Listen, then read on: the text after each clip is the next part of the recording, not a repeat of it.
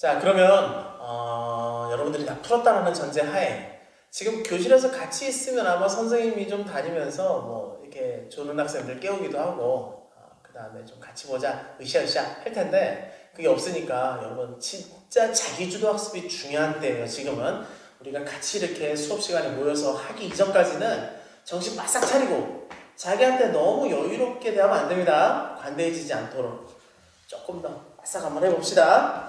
자, 일단 문제 한번 같이 보도록 하겠습니다. 자, 1번부터 볼게요. A와 B에 대한 설명, 적절하지 않은 것. A를 봤더니 분석, B를 봤더니 직관입니다. 자, 이렇게 어떤 단어들이 나왔어요. 이게 문제로 제시가 됐는데 문제로 나오려면 핵심이어야 되겠죠? 바꿔 얘기합시다. 지금 분석과 직관에 대해서 분명히 글쓴이는 설명을 해줄 거예요. 그 설명에 대한 이해가 충분히 돼야 돼. 이게 아주 중요할 겁니다. 그래서 중간에 놓고 문제까지 낼 수 있는 거죠. 단순하게 이 문제에서 끝나는 게 아니라는 걸 얘기하고 있는 거예요. 넘어가겠습니다. 자, 2번과 3번은 같이 볼게요. 2번과 3번은 보면 뭐 대단하죠? 사이즈만 봐도 지금 뭐 어마어마한데 절대 긴장하지 마세요. 이게 무슨 말이냐면 여러분들이 봤을 때 놀라는 경우가 꽤 많아요. 특히 여러분 선배들이 수능시험에서 그런 경우가 있어. 갑자기 예전에 보지 못한 형태의 문제가 나왔어요. 즉 그릇이 바뀐 거죠. 이 바뀐 그릇에 놀라버리면 그 안에 있는 내용물에 대해서 관심을 갖거나 집중하기가 어려워지는 경향이 있습니다. 너무 긴장하지 마시고 충분히 풀 수 있다는 거. 특히 이렇게 뭔가 3번처럼 표도 나오고 보기도 나오고 할 때는 실제 답은 또 찾기 쉬운 경우가 굉장히 많이 있어요. 같이 보도록 할 텐데 2번, 3번은 구체적 사례 적용하는 문제들이니까 지문을 보고 나서 우리 같이 파악해 보도록 하겠습니다. 자, 그러면 지문 한번 들어가 보도록 할게요. 혹시 계속 집에서 앉아있기만 했던 학생들은 여러분 선생님 잘하는 거 있죠? 스트레칭, 몸 쭉쭉 한번 풀어주고 그러고 나서 또 이렇게 한번 물 한 모금 마시고 보면 될 것 같아요. 첫 번째 문단 볼게요. 실증주의에서 지식은 인식 주체 개입 없이 온전히 객관적으로 얻어지는 것만이 참된 지식이다. 자, 실증주의 나왔죠? 이거 여러분들 조금 어려워하는 학생들 많을 텐데 절대 걱정하지 마세요. 국어 영역에서는 개념들을 설명해 주는 경우가 있습니다. 그리고 그런 것들을 가지고 문제를 내니까 너무 긴장하지 말고 하나씩 볼게요. 자, 실증주의 한번 적어보겠습니다.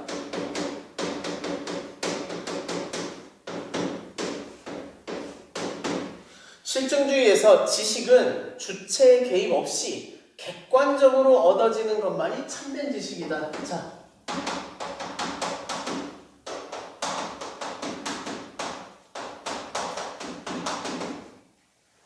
객관적으로 얻어지는 것만 참된 지식이래요. 비워보겠습니다. 이러한 입장에서 보면 인식의 주체의 적극적 역할을 전제할 수밖에 없는 형이상학을 비롯한 인문학적 지식은 일종의 사이비 지식이래요. 그러면 실증주의는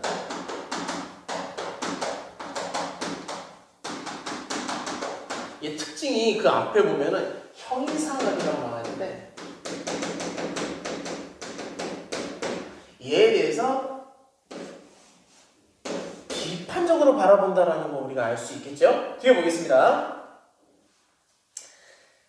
딜타이는 사람 이름 나왔다 그죠? 선생님 사람 이름 나오면 이렇게 박스 딱 쳐놓고 중요하다라고 얘기했어요. 이 사람 그냥 들어오는 거 아닙니다.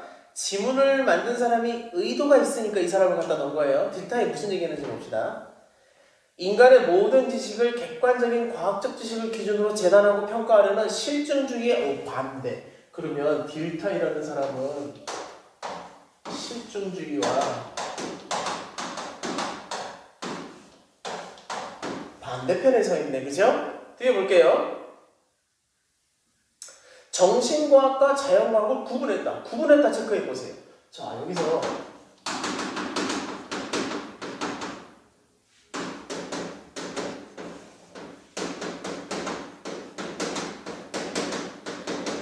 지금 딜타이라는 사람이 한 말의 핵심이 바로 뒤에 붙어 있습니다.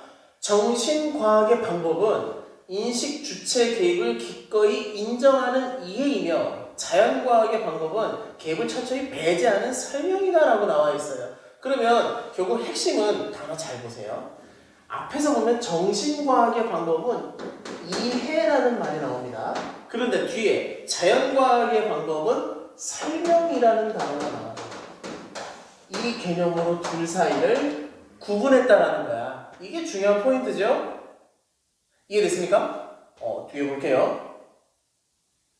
그는 각각 분야에 고유한 방법이 존재한다는 점을 역설하며, 이거 역설 뭔지 알겠죠? 강하게 힘줘서 정신과학의 고유성을 확보하려 하였다.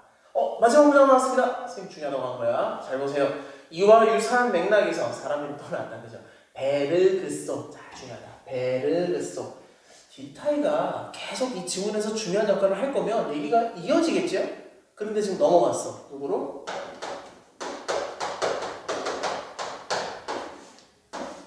베르그송으로 넘어갔어요. 자, 이 사람 얘기 뒤에 이어볼게요. 형이상학이 지닌 고유성과 독자성을 구체적 방법론적 차원에서 부각하였다. 형이상학이 지닌 고유성과 독자성? 이쪽이네, 그죠? 설명문이긴 한데 우리 지금 여기 처음에 시작할 때 실증주의 얘기할 것처럼 보였지만 실증주의는 이제 얘기가 더 이상 안 나오죠. 안 나온다기보다는 상대편인 이쪽 얘기가 좀 중심이 되는 것 같죠? 그죠? 자, 어떻게 이어질지 한번 보겠습니다. 두 번째 문단입니다. 베르그송은 사물을 인식하는 매우 상이한 두 가지 방법으로 분석과 직관을 어떻게 했다? 구분했다. 베르그송.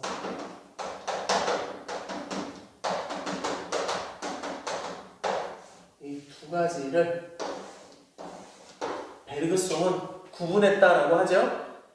이어서 보겠습니다. 분석은 우리가 사물주의를 돈다라는 사실을, 직관은 사물 내부로 들어간다는 사실을 함축한다라고 하고 있어요. 자, 다시 들어가서 볼게요. 분석은 사물주의,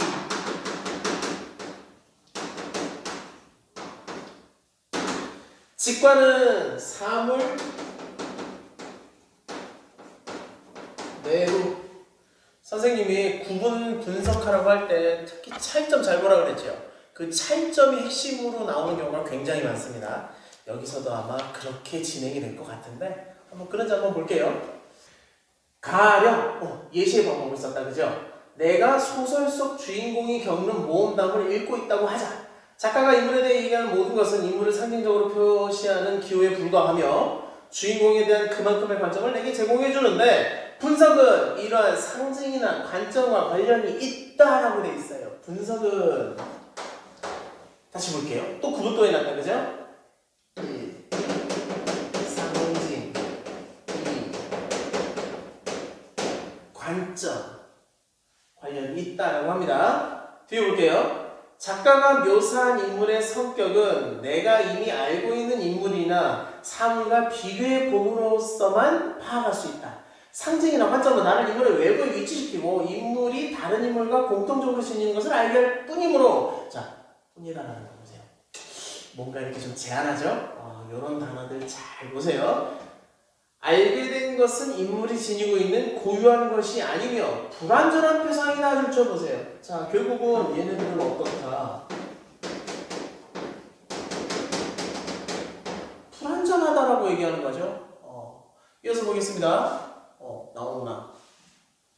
그러나 직관은 한순간 내가 주인공과 합치했을 때 경험하는 감정, 즉 단순하고 불가분한 느낌. 줄쳐보세요.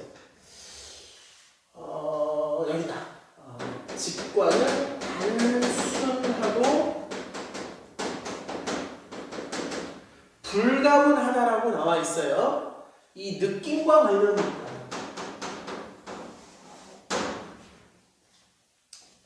이때 주인공의 말과 행동은 불가분한 느낌으로부터 자연스럽게 흘러나온 것처럼 보인다. 인물의 고유한 것, 즉 본질을 구성하는 것은 본래 내적인 것이므로 외부에서 지각할 수 없고 다른 것들과 같은 단위로 측정할 수 없는 것이므로 상징을 통해서 표현되지 않는다. 이 말 딱 보면서 여러분 잘 생각해 보세요. 설명문이지만 글쓴이도 사람이다 보니까 자신의 생각이 좀 녹아들거든. 그죠? 좀 부정적인 느낌 안 듭니까? 선생님 좀 그런 것 같아요. 뒤에 보겠습니다. 베르그송이 말한 분석과 직관의 구분은 인물의 성격에 대한 상징적 표현과 인물에 대한 불가분한 느낌 사이의 구분에 해당된다. 즉, 지금 두 번째 문단은 베르그송 얘기를 하고 있는데 이 두 가지를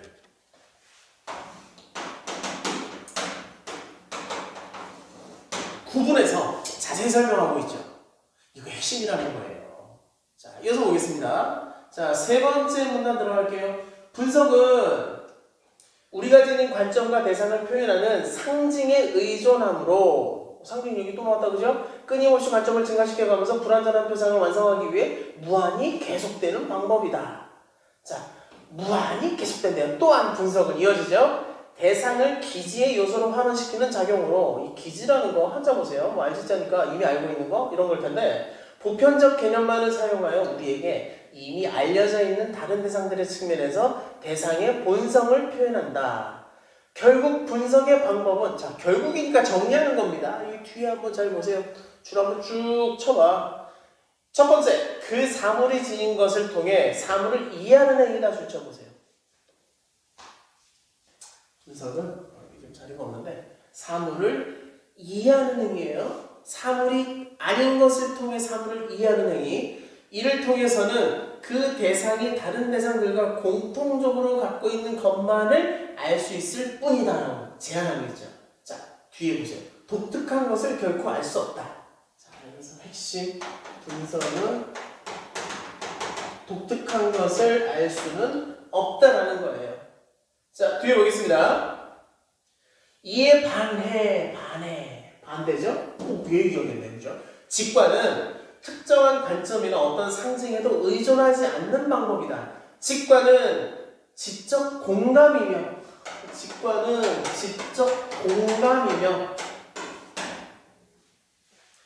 이를 통해 우리는 우리 자신을 대상 안으로 대상의 존재와 동일시한다라고 되어 있어요. 따라서 분석의 방법을 통해 얻어지는 지식은 상대적인 것에 멈춘다고 말할 수 있는 반면, 지금 세 번째 문단은 끊임없이 두 가지를 비교하고 있죠. 이게 핵심이라는 거예요. 즉, 이 글에 그 선생님이 수업 시간 매번 했던 얘기인데, 글이 어떻게 진행되는지를 잘 봐야 돼. 지금 이 글은 분석과 직관에 대해서 끊임없이 비교 분석하고 있어요. 즉, 편나누게 하고 있는 거죠. 이쪽이냐 저쪽이냐, 그죠? 글쓰기는 물론 선생님 생각에 좀 이쪽에 대해서 좀 긍정적 가치를 부여하는 것 같은데, 자, 이어서 보겠습니다. 직관의 방법에 의해 얻어지는 지식은 가능한 경우에 절대적인 것에 도달할 수 있다. 오, 절대적인 것에 도달을 한대요. 여기까지가 세 번째 문단이었습니다. 자, 그러면 조금 이어서 보도록 할게요. 내용이 좀 어렵죠? 어렵고 지루할 텐데, 이런 것들을 여러분들이 2번, 3번 이렇게 다시 보고 체크해 놓고, 우리 뭐 6월 모평이나 보기 전에 또 한번 보고 그랬을 때 유사한 질문 나왔을 때 큰 도움을 얻을 거예요. 그거를 여러분들이 나중 가서 체감하지 말고 미리미리 준비해 줬으면 좋겠습니다. 그것들이 다 국어 실력으로 쌓이게 될 거예요. 자, 넘어가 보도록 하겠습니다.